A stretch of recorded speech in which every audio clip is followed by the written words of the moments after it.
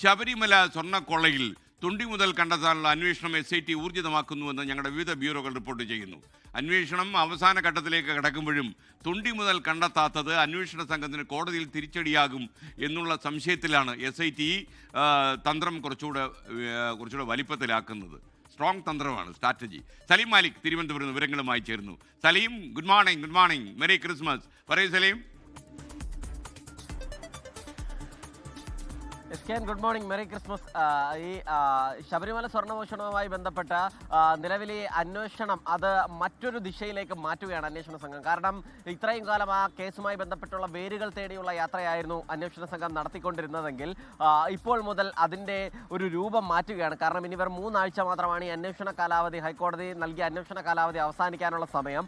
അതിനു മുൻപ് തന്നെ തൊണ്ടി മുതലുകൾ കണ്ടെത്തുക എന്നൊരു വലിയ ദൗത്യത്തിലേക്ക് അന്വേഷണ സംഘം നീങ്ങുകയാണ്. കാരണം ഇത്രയും ദിവസം ഈ അന്വേഷണം നടത്തിയിട്ടും ഇത്രയധികം അറസ്റ്റുകൾ അതുമായി ബന്ധപ്പെട്ടുണ്ടായിട്ടും അതിലെ ബാക്കി കാര്യങ്ങളിൽ പരമാവധി കാര്യങ്ങളിലും ഉത്തരം കണ്ടെത്താൻ അന്വേഷണ സംഘത്തിന് കഴിഞ്ഞിട്ടും ഇതുവരെയും ഇതിലെ തൊണ്ടി മുതൽ എവിടെ എന്നുള്ള കാര്യത്തിൽ അന്വേഷണ സംഘത്തിനൊരു തീർപ്പെത്താൻ ആയിട്ടില്ല. അതുകൊണ്ട് തന്നെ തൊണ്ടി മുതൽ കണ്ടുപിടിക്കാനുള്ള ശ്രമം അന്വേഷണ സംഘം ആരംഭിച്ചിട്ടുണ്ട്. ഒരുപക്ഷെ തൊണ്ടി മുതൽ ഇല്ലാതെ ഈ കേസ് അവസാനിപ്പിക്കുകയാണെങ്കിൽ കോടതിയിൽ നിന്ന് വലിയ തിരിച്ചടി നേരിട്ടേക്കാമെന്നൊരു വിലയിരുത്തലാണ് അന്വേഷണ സംഘത്തെ സംബന്ധിച്ചിടത്തോളം ഉള്ളത്. അതുകൊണ്ട് തന്നെ അടുത്ത 3 ആഴ്ച കാലത്തിനുള്ളിൽ തന്നെ തൊണ്ടി മുതൽ കണ്ടെത്തുക എന്നുള്ള ശ്രമം ആരംഭിച്ചിട്ടുണ്ട്. ഇതിന് അകം തന്നെ ചില സ്വർണം അന്വേഷണ സംഘം തിരിച്ചെടുത്തിട്ടുണ്ട്.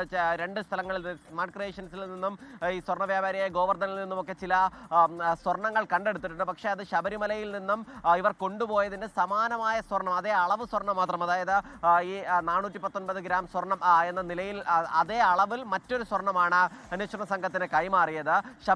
ശബരിമലയിൽ നിന്ന് കൊണ്ടുപോയ സ്വർണ്ണമല്ല കൈമാറിയത്. മാത്രമല്ല സ്വർണം എവിടേക്ക് കൊണ്ടുപോയെന്നോ എന്തിനുപയോഗിച്ചു എന്നോ ഉൾപ്പെടെയുള്ള കാര്യങ്ങളിൽ ഇപ്പോഴും വ്യക്തതയില്ല. അതുകൊണ്ട് തന്നെ ആ സ്വർണം തന്നെ കണ്ടെത്താനുള്ള ശ്രമം അതൊരു ശ്രമകരമായ ദൗത്യമാണ്. അതൊരുപക്ഷെ നടക്കുമോ ഇല്ലയോ എന്ന് പോലും അറിയില്ല എന്നുള്ളതാണ് അന്വേഷണ സംഘം നിലവിൽ നേരിടുന്ന ഏറ്റവും പ്രധാനപ്പെട്ട വെല്ലുവിളി. മാത്രമല്ല അതിൽ മറ്റൊരു പ്രശ്നം കൂടിയുണ്ട്. കാരണം എത്ര കിലോ സ്വർണ്ണമാണ് അവിടെ നിന്ന് നഷ്ടപ്പെട്ടത് എന്നുള്ളതിലും കൃത്യമായ ഒരു കണക്കില്ല. ഒരു ഏകദേശ രൂപവും ഏകദേശ ധാരണയും മാത്രമാണ് അന്വേഷണ സംഘത്തിനെ സംബന്ധിച്ചിടത്തോളം ഉള്ളത്.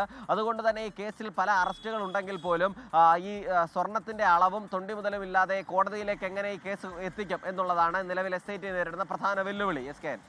Okay, thank you. സലീം മാലിക്കാണ് വിവരങ്ങൾ നൽകിയത്.